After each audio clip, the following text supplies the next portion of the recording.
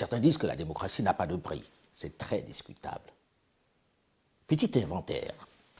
Sécurisation des bureaux, impression des bulletins, machines à voter. État et bailleurs de fonds dépensent chaque 5 ans des dizaines de millions d'euros pour organiser des élections présidentielles, parlementaires ou locales. Des coûts parfois polémiques, surtout lorsqu'ils ralentissent le processus électoral. Et parfois, la facture explose.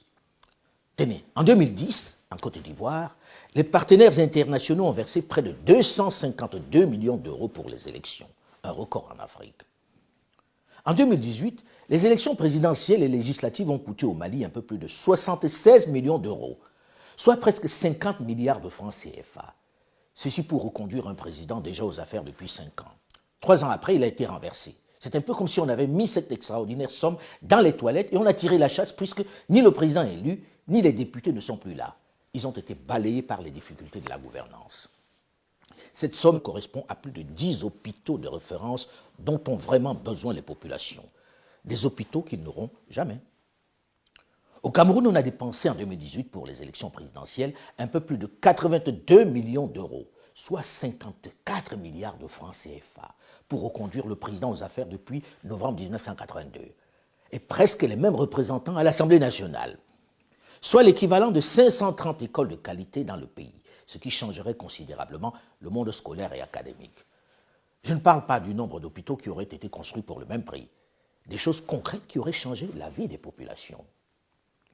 Au Burkina Faso, en 2015, on a dépensé pour la présidentielle et les législatives un peu plus de 47 millions d'euros, soit plus de 30 milliards de francs CFA dans un pays enclavé où on manque de tout, où les hôpitaux sont des mouroirs et où la priorité doit être la sécurité face à des bandes armées qui tuent sans discernement dans les villages du pays, où les militaires manquent d'équipements pour défendre l'intégrité du territoire. Après avoir dépensé la même somme il y a moins de 2 ans, le président Roch-Marc Christian Kaboré a été renversé et le Parlement dissous. Encore des centaines d'hôpitaux brûlés sur l'autel des élections dites démocratiques. Des centaines de kilomètres de routes qu'on ne construira pas. En République démocratique du Congo en 2018, on a dépensé 600 millions de dollars pour la présidentielle, les législatives et les provinciales, soit près de 350 milliards de francs CFA. Ceci correspond à 400 km de route dans cet immense territoire totalement enclavé. 2 parcs agro-industriels, 5 avions Airbus 319 neufs, 4000 bus de transport neufs de marque Mercedes, plus de 4000 écoles primaires et secondaires. Avec cette somme, on aurait aussi pu bâtir plus de 5 barrages hydroélectriques pour fournir l'énergie qui fait si cruellement défaut à ce vaste territoire, ou encore 50 centrales de production d'eau potable dans ce pays où l'on meurt encore de paludisme. Ces calculs sont ceux de l'ancien Premier ministre Matata Ponyo-Mapon. Tout cet argent, cette somme aurait pu permettre de lutter efficacement et définitivement contre l'insécurité dans l'est de la RDC où des bandes armées font encore la loi, où l'insécurité est devenue la règle. Il aura fallu, après le scrutin, plus de 2 ans de crise, de blocage, de tergiversation, de tractation, d'arrangement pour que le président élu, Félix-Antoine Tshisekedi Tshilombo, à la tête d'une union sacrée hétéroclite, puisse enfin prendre les rênes du pays. Et déjà, on envisage la prochaine échéance électorale.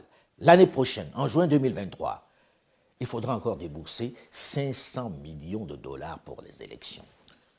Lorsque l'on fait l'inventaire de tous ces scrutins, il y a moins de 10% d'alternance. En gros, les mêmes remportent leur siège. On vote donc presque pour rien. Une tragique comédie. À quoi ça sert de dépenser 500 millions de dollars pour financer un simulacre d'élection dont on connaît les résultats à l'avance et qui en plus vont diviser les populations et très souvent entraîner des violences? Ceci pose avec acuité, avec violence, j'allais dire, la problématique, le fameux dilemme entre la démocratie et le développement. Question que certains intellectuels un peu rapidement, pleins de certitudes, balaient d'un revers de la main. J'arrête là cet inventaire pour ne pas vous déprimer avec le gâchis que l'on perd chaque année sans garantie d'alternance.